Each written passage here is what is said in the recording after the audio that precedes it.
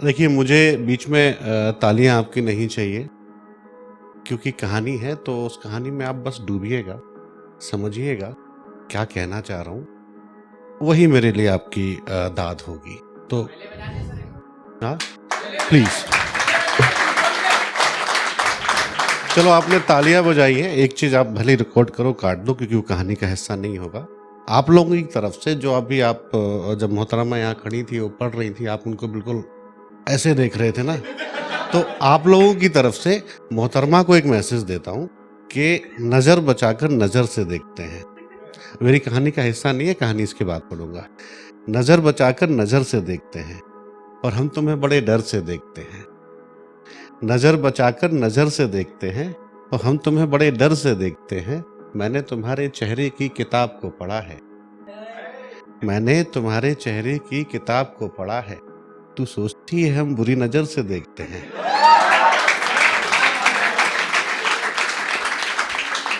चलिए अपने original piece पे आता हूँ कि तुझ तक पहुँचूँ, तुझ तक पहुँचूँ या तुझे पास बुलाऊँ, तुझको छू लूँ या अपना एहसास कराऊँ, बस यही कशमकश सुबह शाम रहती है कि तुझको पालूँ या तेरा हो जाऊँ। दोस्तों, ये चंद अल्फाज मेरी पूरी कहानी बयां करने के लिए काफ़ी है कि कैसे मेरी प्रेम कहानी कभी चली, कभी रुकी, कभी रुक कर चली, तो कभी चल के रुकी। ये कसक दिल में हमेशा बाकी थी कि मैं अपनी कहानी को पूरा नहीं कर पा रहा था। ना तो मुकम्मल थी और ना ही सफ़र जारी था। ये करीब 2006 की बात है, जब हमारा एमबीए का सेकंड सेमेस्टर पूरा होने वाला था और हम इंटर्नशिप की तैयारी बड़ी जोर शोर से कर रहे थे। तभी भोपाल कैंपस से सालाना उत्सव का इनविटेशन आ गया। सिंगिंग, डांसिंग, डिबेट्स, ना जाने कितने तरीके के इवेंट थे। मैंने भी मन बनाया और प्रिया से जाने के लिए पूछा। अच्छा, प्रिया को तो आप सब लोग जानते होंगे। अगर नहीं जानते हैं तो मेरी पुरानी एक कहानी है स्कूल की टाट पट्टी, उसको जरूर सुनिएगा। प्रिया, लंबे बाल, कजरारी आंखें, नाक में छल्ला, कान में बाली, गले में एक पतला सा काला धागा। कॉलेज की काजोल तो नहीं थी, पर मेरी थी। उसको पाने के लिए मैंने पता नहीं कितने ड्रामे किए थे जो एक लड़का कर सकता था। यहां तक कि सुसाइड करने का भी ड्रामा किया था,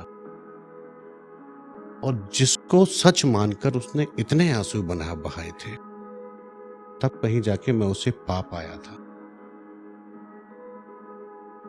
पापा नहीं मानेंगे यार।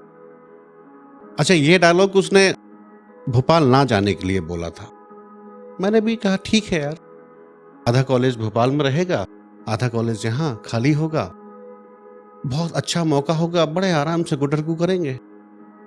अगली सुबह अच्छे से नहा धोकर, पार्क एवेन्यू का परफ्यूम लगाकर, उसके पसंद की टी शर्ट डालकर और नई जीन्स जो भाई की शादी के लिए ली थी उसको पहनकर कॉलेज पहुंच गया। अभी तक प्रिया नहीं आई थी। मैं इंतजार में था, मन में लड्डू फूट रहे थे। आधा कॉलेज खाली था, पर प्रिया तो नहीं आई, पर उसकी खबर जरूर आई। वो मेरे ही कॉलेज के एक लड़के किशन के साथ में भोपाल गई थी। तब मुझे वो सारे दोस्तों की कहानियां याद आई जो जो प्रिया और किशन के बारे में बताई गई थी, और मैंने उन दोस्तों से ही किनारा कर लिया था। आओ देखा ना ताओ, रात की गाड़ी पकड़ी और झांसी से भोपाल सुबह पहुंच गया। अर्ली मॉर्निंग आईएनसी भोपाल के गेट पे खड़ा था। सारे लोग आ जा रहे थे। हमारे कॉलेज के भी स्टूडेंट जो उस कैंपस में उस उत्सव में पार्टिसिपेट करने गए थे, वो भी वहां आने शुरू कर दिए। कुछ देर बाद प्रिया वहां आई। जैसे ही उसने मुझे देखा तो उसने जो किशन का हाथ पकड़ रखा था ना, छिटक दिया, और होठों से एक आवाज आई, ये क्या कर रहा है? अच्छा, मैंने उसकी आवाज तो नहीं सुनी, पर जो इंसान मीलों से उसकी खुशबू पहचान जाता हो, उसकी होठों की कलाबाजियां ना समझे, ऐसा कहीं हो सकता है क्या? मैं उसी पल समझ चुका था कि प्रिया मेरी नहीं है।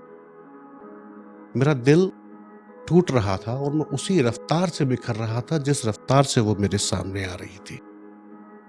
उस एक पल में मैंने वो सारे ड्रामे याद किए जो मैंने उसे पाने के लिए किए थे। शायद मैं कुछ ऐसा करता कि उसका हो जाता।